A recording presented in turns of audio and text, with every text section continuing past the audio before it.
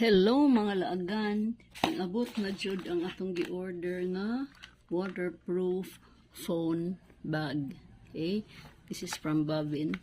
So mo ni ang suod, nasa jay individual na ziplock, and then ang suod is siya. Okay? So here na ay duha ka lock, duha ka murag ziplock. And then makita niya to diri ma-transparent siya para sa camera sa atong phone. No, so igsub na to sa atong phone. Of course, this one. Iuna na to ang camera nga part.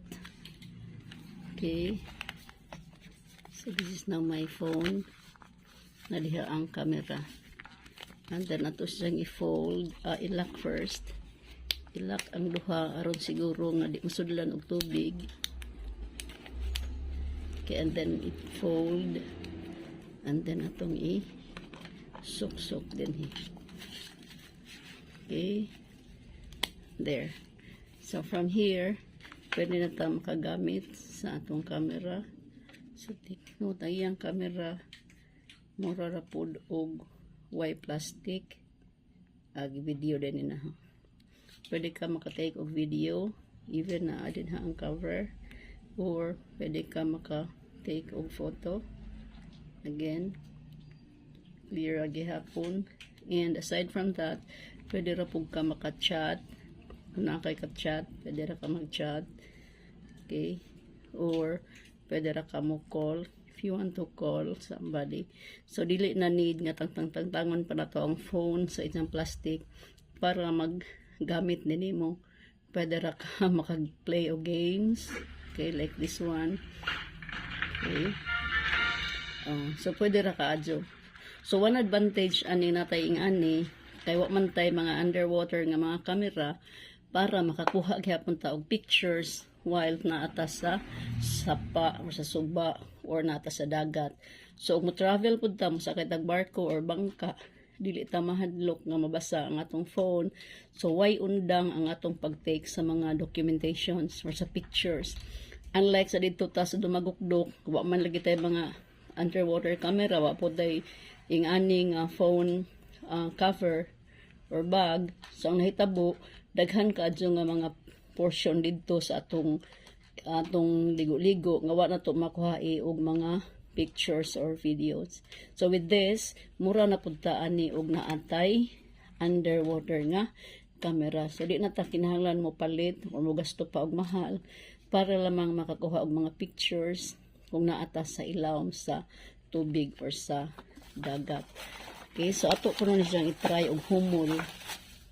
Ato ning i-try og humol kung di ba jud ma kuan at sangkuan og lanyard. Pero hindi mabasa ang lanyard. Okay. Kani nag-andam ko diri og water. Yan na po ko gisod nga mga objects din ha. Okay, so here's my phone. Gihumol dyan na akong phone. Okay. And then mag-take ko og pictures while nahumol ang phone. Okay. Sa akong picturean ng nasa ilawom. Ito lamang hunahunaon nga isda na naglutaw-lutaw sa dagat. Okay. Kana po. So nakakuha lagi hapon sa isag natin sa ilam sa dagat. Nang kunay manawag na to ilam sa dagat, so pwede lagi hapon. Pwede ka makatawag, pwede ka mag-reply. And then kung mag-messenger ka, naagihapon yung messenger, or kung gusto ka magduwa, di man siya ni mawa na hunin duwa-duwa, so pwede ra bisag to ka under sa water maka-continue ra gihapon ka sa imong game. Isn't it amazing? Di ba amazing ka dyan, no? Ang naka-amaze dyan na huan ni kaya di na ko kinahanglang mo gasto para makapalit og underwater camera. Sagdi lamang og na siya gamay inconveniences compared sa underwater nga camera. Pero ang importante ra diha nga di na ta kinahanglang mo gasto. Kaya anyway, gamiton ra man pud ni nato siya kung maadto ta sa dagat or adto ta sa suba. So karon kay summer man naman tay daghang schedule nga mga laag. mag-must na dyan na to na tayong ani. Okay? So, grab yours now. Labong nga pa ni sa mahurot. Naapay kaming ani nga black. Black ang kani nga portion. So, kani white. So, pwede na mo palit kinana tay stocks. Okay, see you mga laagan. Asa na po ta sunod manglakaw kaha.